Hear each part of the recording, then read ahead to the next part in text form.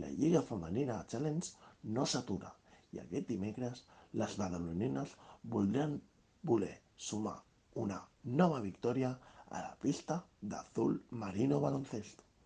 Per part d'Azul Marino Baloncesto, venen de perdre de pallissa contra un Cordó de Paterna per 78-48 i estan col·locades a la 8a posició de la Lliga Femenina Challenge.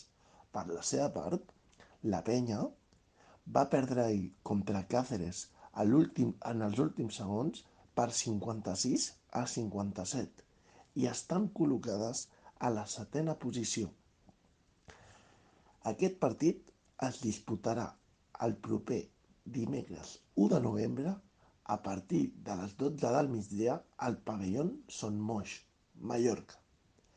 Les baixes per a aquest partit són per part de Mallorca no hi ha baixes i per part de la Penya ahir es va estrenar Rebeca Cotano amb 4 punts i la baixa confirmada és Marina Avinyoa. Moltes gràcies per escoltar-nos a Huracà Verd i Negre i força Penya.